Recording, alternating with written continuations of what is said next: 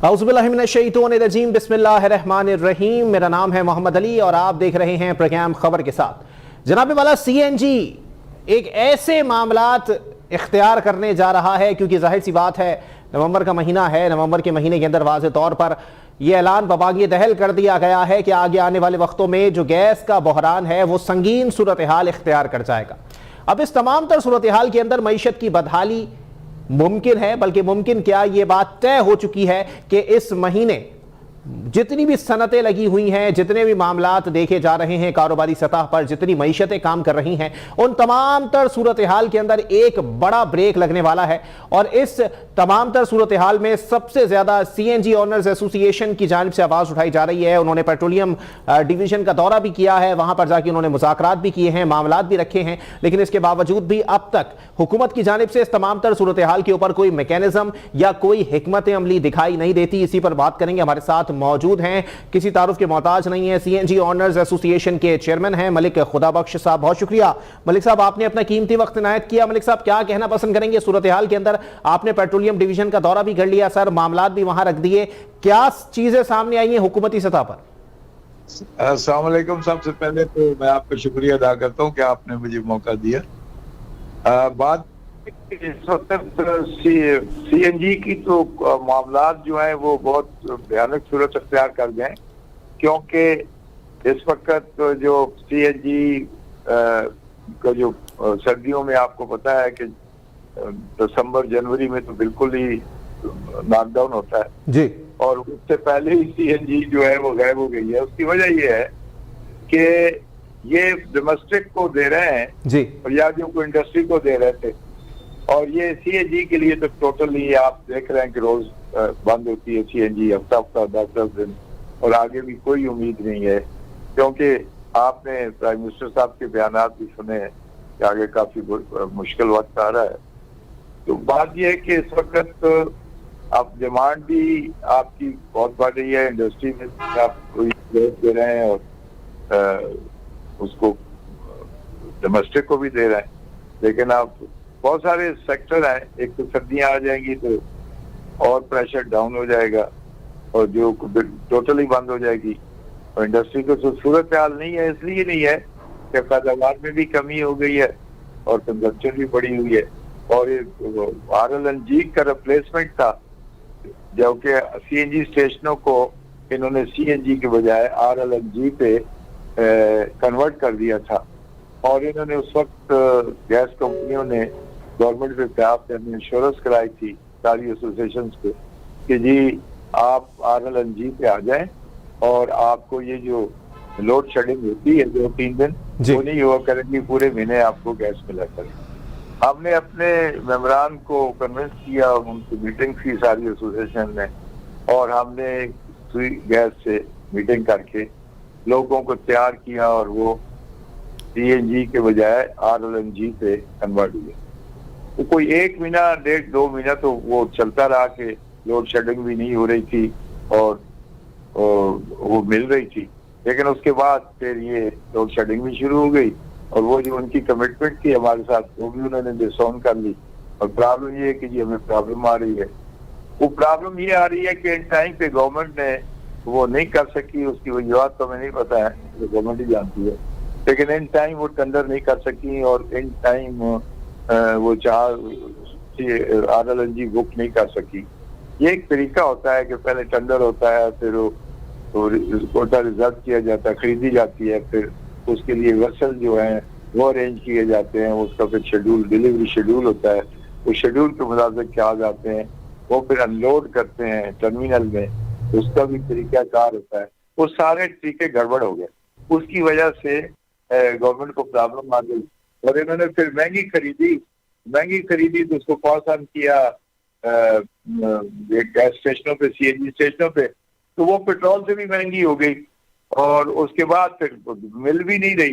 तो इसके बाद तो जिन बिजनेस का कारोबार तबाह हो गया, और जिन लोगों ने इतनी इन्वेस्टमेंट की है, बिलियन की इन्वेस्टमेंट है इस सेक्टर में, वो सब रो रहे हैं, बैठे हुए हैं।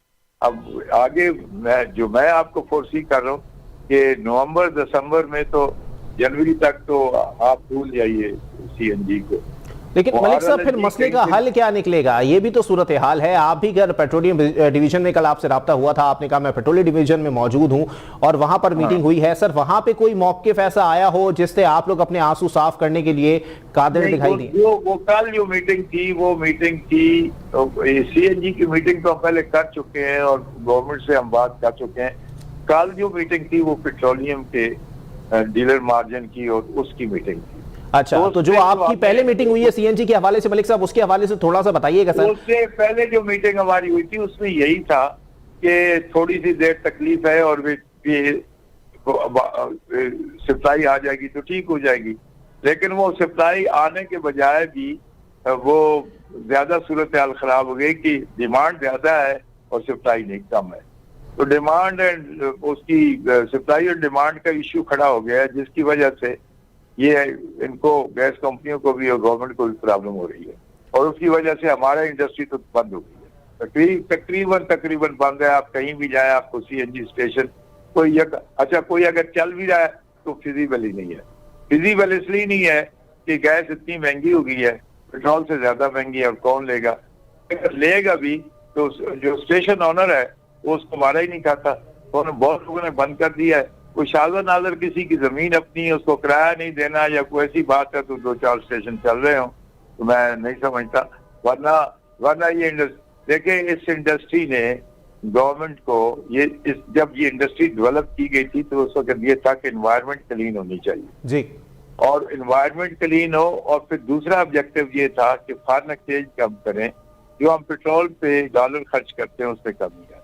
और हम लोगों ने स्टेशन लगाए, इक्विपमेंट खरीदा, सब कुछ किया और इतनी मेहनत करके इस इंडस्ट्री को हम यहाँ ले आए कि पाकिस्तान दुनिया में नंबर 1 गैस परचेजर हो गया, यूजर हो गया। और इन्वायरमेंट हमारी जो है 68%, WHO ने भी हमें किया इन्फॉर्म किया कि पाकिस्तान की इन्वायरमेंट 68% क्लीन हुई है ड्यू टू सीएनजी। अब और $5.2 बिलियन हमने इनको पेट्रोलियम परचेज से बचा के दिए। उसके बाद ये इतना बड़ा इंसेंटिव आ गया और ये फर्स्ट फेज था कि हम छोटी गाड़ियों को कन्वर्ट करेंगे। सेकंड फेज ये था, ये रिजल्ट छोटी गाड़ियों का था। और अगर आप सेकंड फ्लेवर दिया, इसमें हमने ये था कि हम अपना स्टाफ ट्रेन करेंगे, हम अपनी सेफ्टियां डेवलप करेंगे कि क्या सेफ्टी है ओगरा के साथ मिलके। और फिर अगला जो फेज था वो ये था कि हम बड़ी ट्रांसपोर्ट को, ट्रेलर को, बसेस को, ट्रकों को कन्वर्ट करेंगे। जब वो कन्वर्ट करेंगे तो हमारा एस्टिमेट था कि कम से कम हमारा 10 बिलियन डॉलर जो है वो हमारा मुल्क सेव करेगा। और वो सेव होता तो मैं कहता हूँ कि 5 साल में पाकिस्तान में कोई गरीब ना होता। सारा पैसा हम पेट्रोलियम पे खर्च कर देते हैं, लेकिन वो ऐसे आया, ऐसी सियासत आई कि एक सुप्रीम कोर्ट के जज के साथ कोई केस आया, उन्होंने सीएनजी के 30 रुपए खत्म कर दिए। वो एक एग्रीमेंट था पाकिस्तान गवर्नमेंट का और तीनों एसोसिएशन का, और उसमें जो फार्मूला तय किया गया था कि इस तरह से ये प्राइस होगी और ये हमारा बेनिफिट होगा, स्टेशन ओनर को दिया जाएगा। वो कितने साल चला, वो फर्स्ट क्लास इंडस्ट्री चल रही थी, डेवलप हो रही थी, लेकिन वो सुप्रीम कोर्ट के आर्डर से वो चीफ जस्टिस साहब ने उसको 30 रुपए 12 पैसे एक दिन डाउन कर दिया, उसको सस्पेंड कर दिया। वहां से इसका सवाल शुरू हो गया फिर। और अब तो फिर आगे भी लोग, क्योंकि आप लोगों ने इन्वेस्टमेंट की हुई थी, स्टेशन ओनर ने, उन्होंने इक्विपमेंट खरीदा हुआ, प्लांट खरीदे हुई हैं, डिस्पेंसर खरीदे हुई हैं, लोगों को ट्रेन किया हुआ है, जमीनें किराए पे ली हुई हैं, रेंट दे रहे हैं, और उसमें बहुत सारी जमीनें बड़े बड़े इदारों की हैं। तो उसकी वजह से आप वो लोग सारे रो रहे हैं। उसका सवाल ये आया कि फिर गवर्नमेंट की पॉलिसी में चेंज आया और इसको फिर वो लोड शेडिंग पे ले आए, उस पे ले आए, कर्टेल प्रोग्राम पे ले आए, तो लोड मैनेजमेंट पे ले आए। लोड मैनेजमेंट पहले 1 दिन बंद की हफ्ते में, फिर 2 दिन बंद की, फिर 3 दिन बंद की, फिर पूरा हफ्ता बंद। आप पूरे पे 15-15 दिन बंद हो जाती। तो सारे लोग जो हैं, जो कंज्यूमर है, कंज्यूमर हमारे कौन है, रिक्शे वाले हैं, टैक्सी वाले हैं, छोटी गाड़ी वाले हैं, उनके लिए सस्ता था। और इश्यू उसको यही था कि 50% ये पेट्रोल से सस्ती होगी ताकि लोगों को सस्ता फ्यूल मिले, और ये होता रहा। उसके बाद ये 50% से 40 पे आ गई, फिर 33, 35 पे आ गई, फिर 33 पे आ गई, अब वो 0 पे चली गई। तो ये इंडस्ट्री इस तरह तबाह हो गई है। अब मुझे नहीं लगता कि ये नवंबर, दिसंबर और जनवरी ये सर्दियों के महीने हैं। सर्दियों में मेरे भाई, अगर इन तीनों महीने आप कह रहे हैं कि गैस मौजूद ही नहीं होगी और गैस का हम सोचना भी छोड़ दें, तो सर ऑनर्स एसोसिएशन इस पर क्या कर रही है? ऑनर्स क्या सोच रहे हैं, कहां स्टैंड कर रहे हैं? और सर 3 महीने बंद रहने से आप लोगों का कितना नुकसान होगा, कितनी बेरोजगारी मजीद बढ़ जाएगी? हमारा नुकसान तो जो होना था वो इतना हो गया कि जिसकी आदमी हम तो अच्छा आदी हो चुके हैं आप लोग नुकसान के। नुकसान पे है, लेकिन अब गवर्नमेंट से हम लड़ तो नहीं सकते, गवर्नमेंट को रिक्वेस्ट ही कर सकते हैं ना जी। हमारे पास कोई हथियार तो नहीं है कि हम गवर्नमेंट से फाइट करेंगे। गवर्नमेंट को क्या सकते, वो कहते हैं हमारी ये मजबूरी है, हम क्या करें। उन्होंने इसकी इंडस्ट्री को बिल्कुल कंट्रोल कर। आप देखें ये इंडस्ट्री इसलिए लगाई थी कि पेट्रोल का बिल कम हो जी, और वो कम हो रहा था। आप देखिए पेट्रोल की क्या हालत हो रही है, और पेट्रोल की प्राइस भी बढ़ रही है और हमारी डिमांड भी। पहले लॉकडाउन था तो कोविड की वजह से तो सप्लाइयां खत्म थी, बिजनेस तकरीबन 35-40% रह गया था।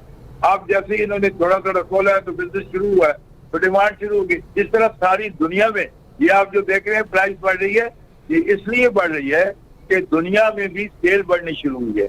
और ओपेक कंट्री, ओपेक के अंडर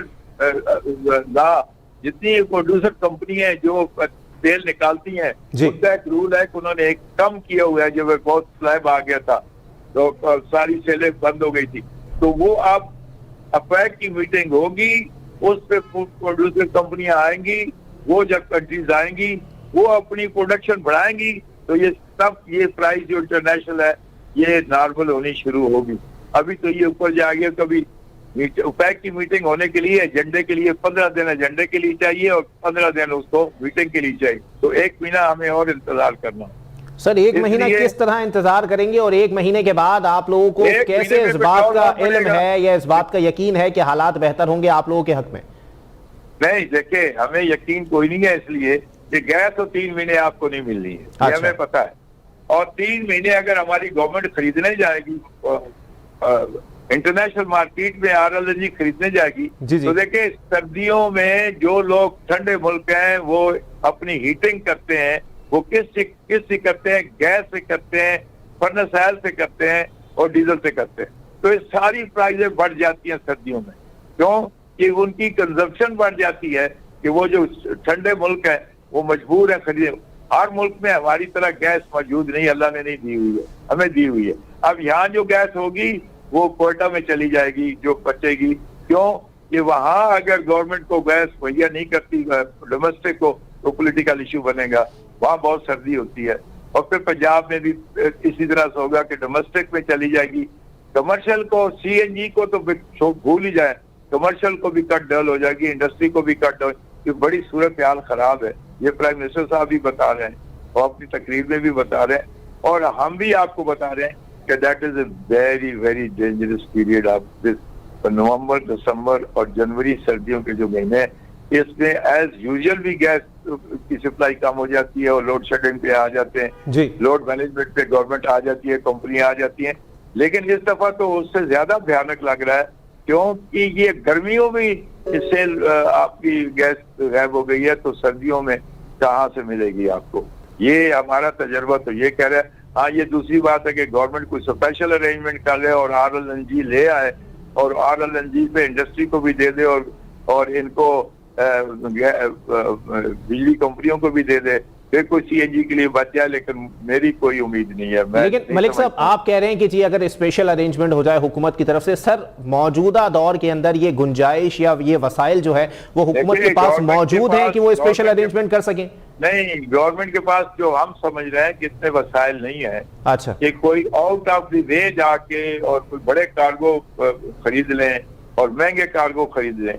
देखें IMF भी बैठा हुआ है, गवर्नमेंट की प्रॉब्लम है, वो भी हमारे सिर पे बैठे हुए हैं और वो देख रहे होते हैं।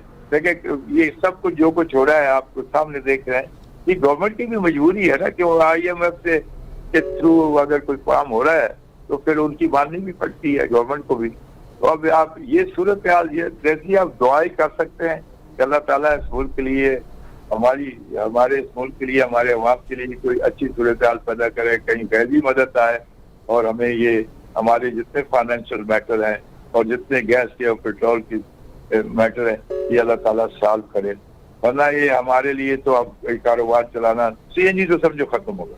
पेट्रोलियम का भी इसलिए खत्म हो रहा है कि गवर्नमेंट जो है वो ले आई है 15 दिन पे जी। अब 15 दिन के लिए कोई स्टॉक नहीं कर सकता, ना ऑयल मार्केटिंग कंपनियां करती हैं ना हमें देती हैं। उसकी वजह यह है कि किसी को नहीं होता कि आगे बढ़ेगा या कम होगा, और वो अच्छा जब बढ़ने वाला होता है तो कंपनियां वो उस पर एलोकेशन लगा देती हैं, जिसकी 40,000 की सेल है उसको 12,000 देती हैं, जिसकी 30,000 की सेल है उसको 8,000 देती हैं। इस तरह से फिर पंप ड्राई होने लग जाते हैं, कंज्यूमर भी शोर करते हैं। अच्छा जब बढ़ जाता है, टैंक खाली होते हैं, तो आप स्टेशन ओनर को अपने जेब से पैसे जब लाके फिर इन्वेस्टमेंट करनी पड़ती है। आप बैंकों को जाए तो बैंकों का इंटरेस्ट ज्यादा है, बैंक वैसे भी पैसे नहीं देते, तो सूरत हाल खराब हो रही है। ये कोई ऐसे सिनारियो नहीं हो रहा कि विन विन सिचुएशन तो खत्म हो गई है। अब तो है कि जी पता नहीं क्या होगा, अब हर आदमी घबरा रहा है। गवर्नमेंट को भी प्रॉब्लम है, गवर्नमेंट को भी कोई चीजें, गवर्नमेंट की भी सीधी नहीं है, उनको भी इंटरनेशनल मार्केट पे ये डिमांड सप्लाई की वजह से अब सप्लाइयाँ बढ़ गई हैं, तो उनको भी और डिमांड जो है, डिमांड बढ़ गई और सप्लाई कम है, तो ज़ाहिर है नेचुरली प्राइस ऊपर जा रही है। अब ये ओपेक की मीटिंग हो और वो जो प्रोड्यूसर ऑयल निकाल के देने वाले मुल्क हैं वो अपनी सप्लाई बढ़ाए, अपनी प्रोडक्शन बढ़ाए, तो ये फिर सूरत नाज़िल होगी। लेकिन ये इसमें अभी मेरी जो मैं ओपेक का मेंबर भी हूँ, मेरे पास सारी इंफॉर्मेशन होती है। 45 दिन 45 डेज मिनिमम, अगर कल से भी ये सारी कार्रवाई शुरू हो जाए तो 45 डेज चाहिए इसको नॉर्मल होने के लिए, और ये नॉर्मल हो जाए तो फिर ये जो अब नॉर्मल प्राइस इस वक्त आप देख रहे हैं इंटरनेशनल प्राइस पेट्रोलियम प्रोडक्ट की, ये नॉर्मल हो जाएगी तो काफी कम हो जाएगी। लेकिन अब इसका सोल्यूशन ये है कि बगैर जो फैसला पीछे हुआ है उसकी दास्तान ये है कि जब कोविड आया था और सप्लाई जो है डिमांड कम हो गई थी, तो जनाब प्रोडक्शन ज्यादा थी, तो पेट्रोल की प्राइस आपने देखा इतनी नीचे आ गई थी। फिर ओपेक की एक मीटिंग हुई, उसने कम करें अपनी प्रोडक्शन, तो सऊदी अरबिया नहीं मांगा। दूसरी मीटिंग हुई तब भी सऊदी अरबिया ने, तीसरी मीटिंग में सऊदी अरबिया मांगा, तो ये उन्होंने अपनी प्रोडक्शन कम की, जिसकी वजह से मार्केट स्टेबल हो गई। और उसमें फैसला ये हुआ कि 3 कंपोनेंट हैं, एक है मुल्क तेल निकालने वाले मुल्क, एक है स्टॉक करने वाले लोग, एक है कंज्यूमर को सप्लाई करने वाले जो हम लोग हैं, जो स्टेशन ओनर है। और स्टॉक करने वाले कौन है कि जिनके पास तेल खरीदते हैं और आगे फिर ऑयल मार्केटिंग कंपनियां भी उनसे खरीदती हैं और लोग भी खरीदते हैं, गवर्नमेंट भी खरीदती है। तो इनको ओपेक का ये फैसला हुआ, तो that was very very very good meeting. तो उसमें ये फैसला हुआ गया कि तीनों को इक्वल प्रॉफिट मिले जी, मुल्क बेचने वाले को भी, स्टॉक करने वाले को भी और निकालने वाले को। तो वो ऐसा चला कि आपने देखा कि कोविड में भी मार्केट इतनी स्टेबल हो गई कि सही चलता रहा। अब जैसे ही कोविड रिलीज हुआ है और लोगों के कारोबार चले हैं, लाइनें भी चल पड़ी हैं, मोटर बसें भी चल पड़ी हैं, ट्रक भी चल पड़े, तो अब डिमांड बढ़ गई है और प्रोडक्शन उतनी है। प्रोडक्शन अब तब होगी जब ओपेक की मीटिंग होगी, सारे प्रोड्यूसर मुल्क जो है वो इकट्ठे होंगे, वो फैसला करेंगे कि इतने % अपनी जो प्रोडक्शन है वो बढ़ाओ, और उसके हिसाब से फिर नॉर्मल होगा। वो नॉर्मल होने में कल भी मीटिंग हो जाए तो 45 दिन लग जाए। 45 दिन तक सब्र करना ये आसान काम नहीं है। बिल्कुल बिल्कुल, बहुत शुक्रिया। मलिक खुदा बख्श साहब हमारे साथ मौजूद थे, ऑनर्स एसोसिएशन के चेयरमैन हैं। उन्होंने वाज़े तौर पर अपनी तमाम तर चीज़ें हुकूमत के सामने रखी हैं, अपनी तमाम तर मामलात हुकूमत के सामने रखे हैं, लेकिन हुकूमत उन तमाम तर मामलात के ऊपर सीरियस दिखाई नहीं दे रही है। हुकूमत के भी मामलात हैं, मलिक खुदा बख्श साहब यही फरमा रहे थे कि जी हुकूमत के ऊपर भी IMF बैठा हुआ है और उसके जो मुतालिबात हैं हुकूमत मनोअन तस्लीम कर रही है। ये हुकूमत की कहीं ना कहीं कमज़ोरी तस्लीम की जाती है। आगे आने वाले वक्तों में सूरत हाल मज़ीद हो जाएगी, लेकिन 3 महीनों के इस शॉर्टफॉल को किस तरह मुकम्मल किया जा सकता है। 3 महीने मलिक खुदा बख्श साहब जो हैं वो खुद बता रहे हैं कि जी 3 महीने तो आप गैस को भूल ही जाइए, गैस का इतना शॉर्टेज पाकिस्तान में होने वाला है। आगे सूरत हाल मजीद खराबी की तरफ ही दिखाई दे रही है। एक ब्रेक के लिए मुझे कहा जा रहा है, ब्रेक के बाद प्रोग्राम को यहीं से कंटिन्यू करेंगे। कुछ बात करेंगे महंगाई के हवाले से और इस पर भी काफ़ी सूरत हाल वाजे करेंगे। एक ब्रेक के बाद प्रोग्राम को यहीं से कंटिन्यू करेंगे।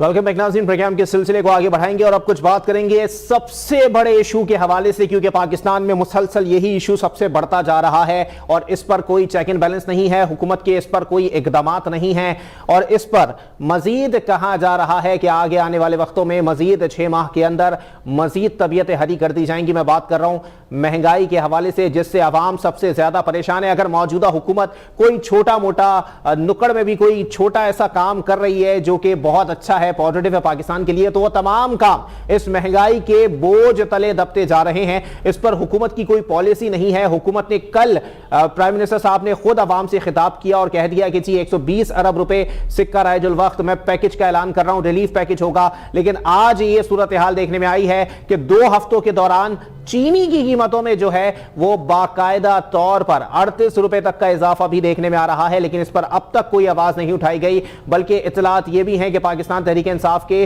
बेशतर रहनुमाओं को इस पर कोई मौकिफ देने से मजा कर दिया गया है। इसी पर बात करेंगे। हमारे साथ मौजूद हैं माहिर माशी उमूर हैं और पाकिस्तान स्टॉक मार्केट के जो है वो डायरेक्टर भी हैं अहमद चनाय साहब। बहुत शुक्रिया अहमद चनाय साहब, आपने अपना कीमती वक्त इनायत किया। अहमद चनाय साहब, क्या कहेंगे सूरत हाल के अंदर आगे आने वाले वक्तों में मजीद कहा जा रहा है कि 6 महीने बाद पता लगेगा कि महंगाई आखिर होती क्या है। तो सर अभी तो ट्रेलर है, आगे फिल्म तो बहुत बाकी है।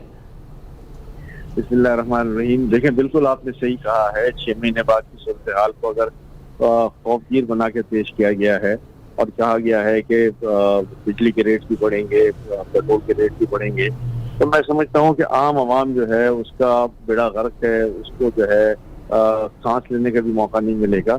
और ये एक बड़ा अफसोसनाक अमर होगा कि पाकिस्तान की आवाम जो है वो इस महंगाई के बोझ तले बुरी तरह पिसती रहेगी। तो नो डाउट के प्राइम मिनिस्टर साहब ने अनाउंस किया है, उन्होंने बकौल उनके एक तारीखी पैकेज दिया है, लेकिन उस तारीखी पैकेज की क्या डिटेल है, किस तरह लोगों को इसका बेनिफिट पहुंचेगा, वो डिटेल्स अब तक मंजर आम पे नहीं आई। तो अहमद चनाय साहब, क्या लगता है सर आगे 6 महीने के अंदर मजीद क्या होने जा रहा है? क्योंकि वैसे ही इतना सत्यानाश हुआ है, अवाम वैसे ही रो रहे हैं, आगे क्या चीखें मारेंगे या मरसिया खानी ही करते रहेंगे? देखिए, मैं समझता हूँ कि जो हमारे अहले इक़्तिदार हैं उनको होश के नाखुन लेने चाहिए। मुल्क में ज्यादातर गरीब आवाम है, 80% लोग जो है वो बिलो द पॉवर्टी लाइन आज भी मौजूद है पाकिस्तान में। 20% लोग हैं जो शायद इस महंगाई का मुकाबला कर सकें। तो हम 80% लोगों को जो है वो तनहा ना छोड़ें, उनके लिए कोई खुसूसी इंतजाम करें, कि खुसूसी पैकेज लेकर आएँ और इनको जो है वो एटलीस्ट 3 वक्त की रोटी और जिंदगी को जो है वो तरीके से गुजारने का मौका फराहम करें। लेकिन अहमद चनाय साहब, कल प्राइम मिनिस्टर साहब ने 120 अरब रुपए के रिलीफ पैकेज का ऐलान किया महंगाई के खिलाफ और आज ये सूरत हाल है कि तारीख की बुलंद तरीन सतह पर हमें चीनी देखने को मिल रही है। लोग मिठास भूल जाएंगे इस महंगाई के बाद। तो सर क्या लग रहा है, कल रिलीफ पैकेज और आज इतनी महंगाई? देखिए, ये जाहिर है हमें ये भी देखना है कि हमारी चीनी की कंजम्पशन जो है ओवरऑल प्रोडक्शन में कितनी है। जो कंज्यूमर कंजम्पशन है, मेरे अंदाजे के मुताबिक 15% जो है वो चीनी सिर्फ घरों में इस्तेमाल होती है, जो एक बहुत बड़ी साइजेबल क्वांटिटी नहीं है। लेकिन फिर भी अगर कोई चीज 50 रुपए की, 130 रुपए की, 140 रुपए की मिलनी शुरू हो जाए तो घर के बजट पर बहुत बड़ा इफेक्ट आता है और वो इफेक्ट फिर नाकाबिल बर्दाश्त हो जाता है। ये बड़ी मज़ाक़-ए-ख़ेज़ बात है कि जब फेडरल मिनिस्टर ये कहते हैं कि जी 10% महंगाई बढ़ी है तो 10% कम खाना खा लें, 10% कम चीनी इस्तेमाल कर लें। ये होता नहीं है। जब आपने एक फलाही इस्लामी मुमलिकत बनाने का वादा किया था, जब आपने मदीना की रियासत का वादा किया था, तो मदीना की रियासत में लोग भूखे नहीं मरते थे। लोग जो है वो पेट पर पत्थर बांध के गुजारा नहीं करते थे। लोगों को मुसावी हुकूक मिलते थे, लोगों को मुसावी तौर पर जीने का हक मिलता था। तो आज अगर आप हमसे ये जीने का हक छीनेंगे तो मैं समझता हूँ कि आपके तमाम तर वादे जो हैं वो खोखले साबित हो जाएंगे। लेकिन अहमद शनाया साहब, आगे बेरोजगारी भी बढ़ने के इम्कानात जो हैं वो जाहिर किए जा रहे हैं, महंगाई भी बढ़ने की बातें की जा रही हैं। इस सूरत हाल के अंदर आपको क्या लगता है सर, किस तरह से सर्वाइव किया जा सकता है? क्योंकि मौजूदा अगर आवाम से जाके मैं कमेंट्स लेना शुरू कर दूं तो ज्यादातर आवाम यही कहते हुए, ज्यादातर शहरी यही कहते हुए दिखाई देंगे कि घेर के मारने वाली बात है। देखिए, आपकी बात बिल्कुल ठीक है। इस महंगाई के दौर में लोगों को एक कॉर्नर कर देना, लोगों को जो है वो और मजीद उलझा देना कि अब ये भी महंगा होगा, फला भी महंगा होगा। जो यहाँ के अवाम है जो 20-25 हज़ार सैलरी में गुजारा करते थे, उनका किसी सूरत में गुजारा नहीं हो सकता। उनकी जो स्टैंडर्ड ऑफ लिविंग है, उस लिविंग से वो आधा भी नीचे आ जाए तो भी वो मेरा ख्याल है 35-40 हज़ार से कम में गुजारा नहीं कर सकते। हमें उन लोगों का ख्याल करना है। ये हमारी बल्क है, ये हमारी मुल्क की सबसे बड़ी कुव्वत है और सबसे बड़ी तादाद है। तो हमें अगर इनका ख्याल नहीं है और हम ये समझते हैं कि जी वो चंद इंडस्ट्रियलिस्ट को फायदा पहुंचाकर अपनी पॉलिसी से कि जी ये इंडस्ट्रीज लगाएंगे, मुल्क में जो है वो बेरोजगारी खत्म होगी, मुल्क में जॉब्स क्रिएट होंगी, मुल्क में जो है वो 1 करोड़ मकानात बनेंगे, तो मैं समझता हूँ कि फिर इनके लेने वाला कौन होगा, इस प्राइसेस में कौन जो है वो मकानात खरीदेगा। आप नौकरियों की बात करते हैं तो इंडस्ट्रीज लगेंगी, आपके पास गैस होगी, बिजली होगी तो इंडस्ट्रीज चलेगी ना, तो नौकरियां मिलेंगी ना। तो ये सारी चीजें जब आपकी नापैद हो जाएंगी तो एक इंडस्ट्री क्या कर सकेगा? अगर मुझे बिजली का रेट महीने में 3 दफा बढ़े तो मेरी इंडस्ट्री सस्टेनेबल लेवल पे नहीं चल सकती जी। और मैं मजबूर हो जाऊंगा कि डाउन साइजिंग करूं, लोगों को कम करूं और अब जो है वो अपना गुजर बसर जो है वो अवेलेबल जो भी एनर्जी है और अवेलेबल जो भी मेरा मैन पावर है उससे करूं। मैं मजीद लोगों को इंडक्ट करने के बजाय लोगों को कम करने की बात करूंगा ताकि मेरी कॉस्ट ऑफ प्रोडक्शन कम हो जाए।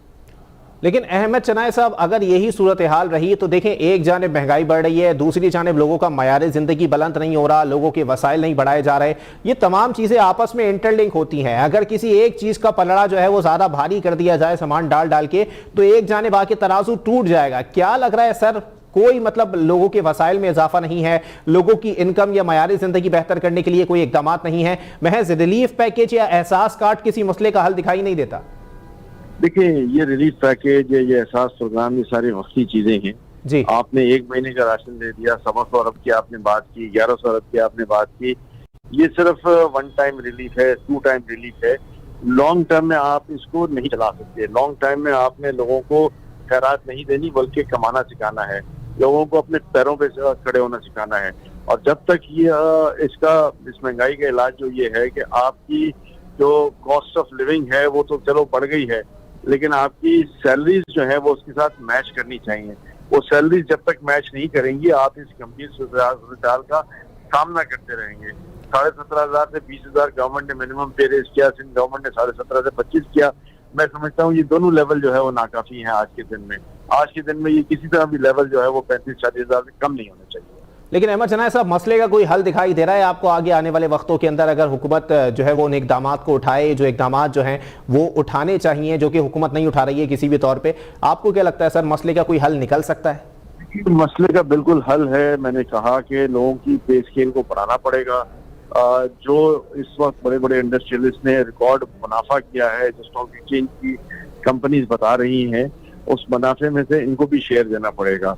अगर हमने अपने मुलाजमीन का ख्याल ना किया, उनकी सैलरीज को बढ़ाने की बात नहीं की और यही समझा कि मेरी कंपनी जो है वो 10 के बजाय 20 रुपए कमा रही है, तो अगर मैंने उस 10 रुपए में 2-3 रुपए उनको शेयर नहीं कराए तो फिर हम इस सूरत हाल को बेहतर नहीं बना सकते। ये मुल्क जाहिर है गरीब मुल्क है, गरीब में ज़राअत में अजनास जो है वो ज्यादा रिकॉर्ड पर पैदा होती है और वहाँ पर फार्मर जो है वो खुश है, लेकिन फार्मर के साथ उसका हारी खुश है कि नहीं, ये सबसे इम्पोर्टेंट पॉइंट है कि उस लेवल को भी हमने देखना है। और जहाँ इंडस्ट्रीज तरक्की करनी है तो इंडस्ट्रीज के साथ, इंडस्ट्रियलिस्ट के साथ उसका लेबर खुश है या नहीं, उसके लेबर को उसका जायज हक मिल रहा है कि नहीं, ये सारे अहम पॉइंट्स हैं जिनको हमें देखना है और इसी मसले को हल के तौर पे इसको आगे लेके बढ़ना है। बिल्कुल ऐसा ही है। बहुत शुक्रिया अहमद शनाया साहब, माहिर माशी उमूर हमारे साथ मौजूद थे। कहना उनका यह है कि जी लोगों का मयार ज़िंदगी और लोगों की इनकम में जब तक इजाफा नहीं होगा तब तक ये मामलात ख़त्म नहीं होने वाले और आगे आने वाले वक्तों में सूरत हाल मज़ीद ख़तरनाक दिखाई दे रही है। तीसरे टॉपिक की तरफ बढ़ूंगा।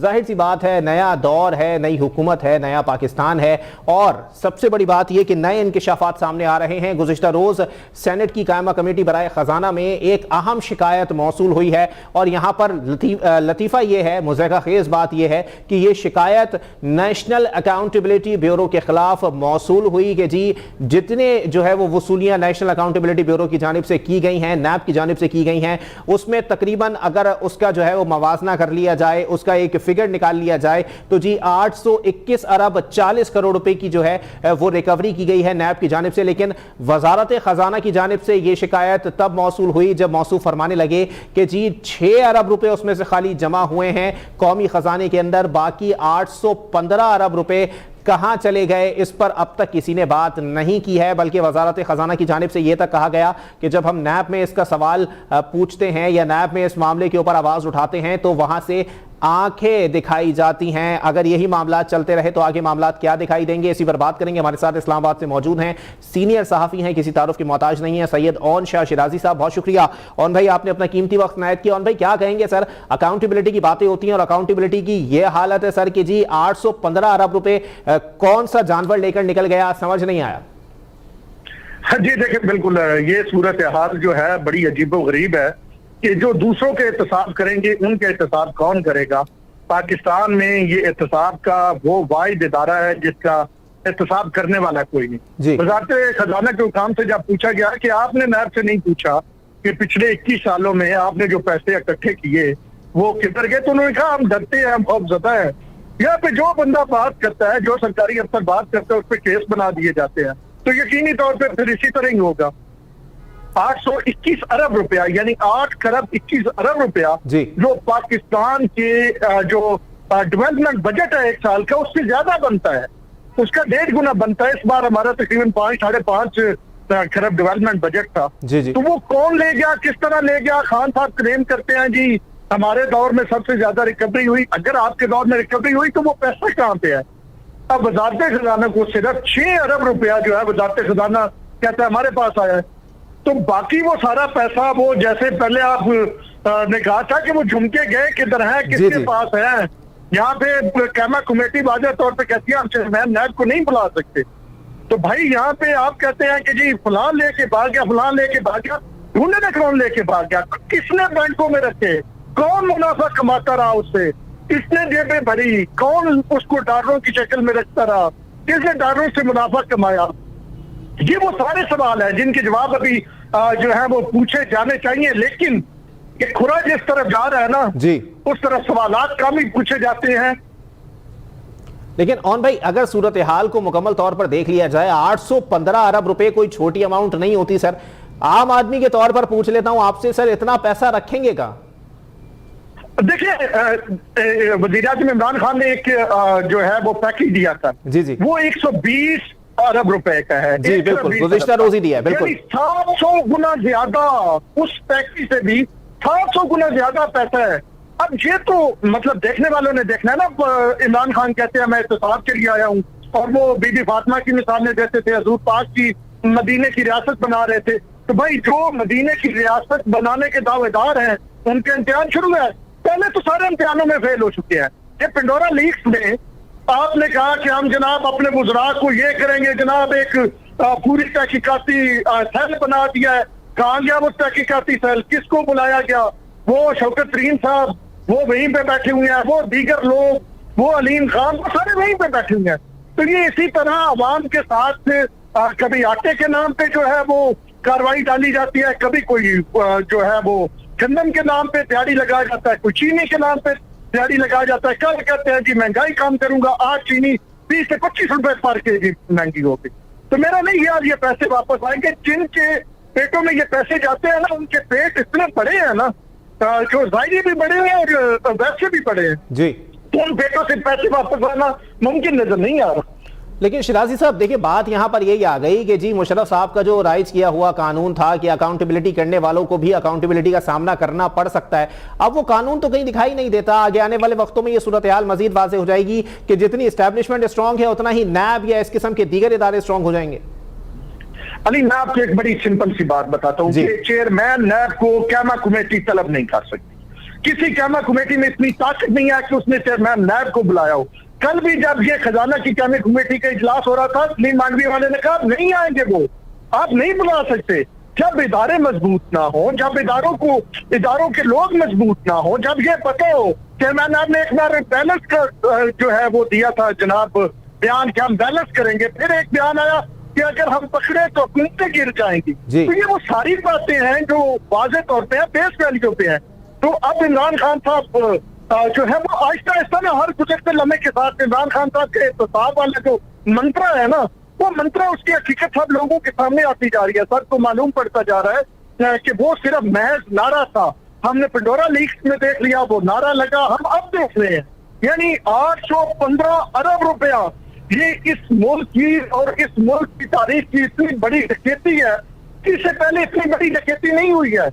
ये सिर्फ ये चीज नहीं है कि वो पैसा किधर गया, पैसा तो अच्छा आए, लेकिन उस पे जो सूद लेते रहे हैं, इंटरेस्ट, मदीने की रियासत वालों ने भी उसका इंटरेस्ट खाया होगा। तो वो इंटरेस्ट जो लेते रहे हैं 815 अरब रुपए का, वो 815 अरब यानी 8 खरब 15 अरब का वो इंटरेस्ट किधर गया, वो किसने पैसे खाए, ये वो सवाल है तो पूछे जाने चाहिए। लेकिन मुझे नहीं लग रहा कि कोई इतनी ताकत है, ये किसी के इतने मसद है कि उनसे पूछेगा कि वो पैसे किधर गए हैं, क्योंकि वो फिर जवाब नहीं देते हैं।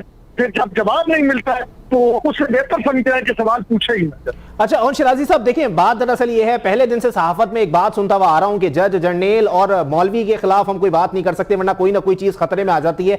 लगता है चौथी शमूलियत हो चुकी है चेयरमैन नैब की कि उनके खिलाफ कोई बात ना करें या उनसे कोई सवाल ना पूछे, वरना उसके बाद भी अकाउंटेबिलिटी खतरे में आ जाएगी।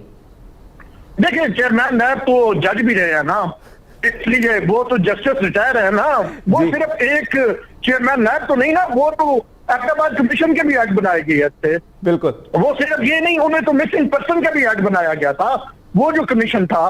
तो उनकी तरफ जाते हुए ना पर जलने का जो है वो हकीकत है, तो उनकी तरफ जाते हुए बहुत सारों के पर जलते हैं और वो कहीं बैठ के कहीं इधर उधर इस तरह की बातें भी करते हैं कि हमारे उस तरफ जाते हुए पर जलते हैं। तो चेयरमैन नैब असल में 2, 3, 4 ऐसी चीजें उनके पीछे हैं जिसकी वजह से कोई बंदा उनकी तरफ मुंह करके वो क्या कैप्टन सल्तर जैसे कोई मलांग आके वहां पे खड़ा हो जाए तो हो जाए, वरना मुझे नहीं नजर आता कि ये इदारे आपसे ये FIA जो रोज बंदे उठा रही है, ये जो दीगर इदारे हैं आपके अकाउंटेबिलिटी के, वो कहाँ बुलाएंगे चेयरमैन नैब को। आपकी जो पार्लियामेंट है, आपकी कैमा कमेटियां नहीं बुला सकती तो और फिर कौन बुलाए। तो ये समझ लिया जाए और शिराजी साहब कि मैंने ये 3 नाम लिए थे सर, चौथा नाम ये भी जुड़ चुका है कि ये शख्स भी हर चीज से इस्तिस्ना करार दे दिया गया है कि कोई भी कुछ कर ले तो ना कानून नाफिज करने वाले इदारे कुछ करेंगे, ना अकाउंटेबिलिटी के इदारे कुछ करेंगे और ना ही कानून बनाने वाले इदारे, में सेनेट की बात कर रहा हूं, ना वहां से कुछ होने वाला है। मैं ना आपके देखने वालों के लिए एक जुमला कह दूं कि इस वक्त जब हम ये बात कर रहे हैं, कोई भी वो शख्स जो किसी तौर पे भी इमरान खान की हुकूमत का मावन है जी, इमरान खान की हुकूमत का सहूलतकार है, इमरान खान की हुकूमत को बचाने में शामिल है, इमरान खान की हुकूमत के साथ चल रहा है, इमरान खान की हुकूमत की मदद कर रहा है, उसके खिलाफ ना कोई एस्टेब्लिशमेंट एक्शन लेगी, ना कोई इदारा लेगा, ना पार्लियामेंट लेगी। अभी तक सिर्फ ये है कि किस साइड इमरान खान खड़ा है, उसके साथ अगर कोई चोर खड़ा है, डाकू खड़ा है, अगर कोई मेडिसिन के पैसे खा गया है, जो उसने अद्वियात में अरबों की करप्शन की, किसी ने चीनी में की, किसी ने घी में की, किसी ने गंदम में की, अगर वो इमरान खान की साइड पे खड़ा है तो उसके खिलाफ कोई एक्शन नहीं होगा, चाहे वो चेयरमैन नैब है या उसके अलावा वो वुज़रा है या उसके अलावा कोई भी वो शख्स, कोई ब्यूरोक्रेसी है, जो भी इमरान खान की साइड पे खड़ा है इस वक्त उसके खिलाफ एक्शन नहीं है। बिल्कुल ऐसा ही है। बहुत शुक्रिया सीनियर सहाफ़ी सैयद ओन शाह शिराजी साहब हमारे साथ मौजूद थे और मामलात यही हैं कि एक बैसाखी को भी हिला दिया जाए तो लंगड़े लूले जो हैं वो थोड़े से लड़खड़ा जाएंगे, लेकिन ऐसी मामलात जो हैं वो बिल्कुल 100% ओन शिराजी साहब की बात से मैं मुत्तफिक हूं कि जितने लोग उस साइड पर खड़े हुए हैं, जिस साइड को पाकिस्तान तहरीक इंसाफ या मौजूदा हुकूमत करार दिया जाता है, उस साइड पर अगर खड़े हुए हैं तो उसके खिलाफ कुछ नहीं होने वाला। ये हम पिछले 3 सालों में देख चुके हैं और मौला ना दिखाए कि अगले 2-3 सालों में भी यही सूरत हाल देखने को मिले। इसी के साथ अपने मेजबान मोहम्मद अली को दीजिए इजाजत। सेहत ने साथ दिया और जिंदगी ने वफा की तो फिर मुलाकात होगी। अल्लाह हाफ़िज़।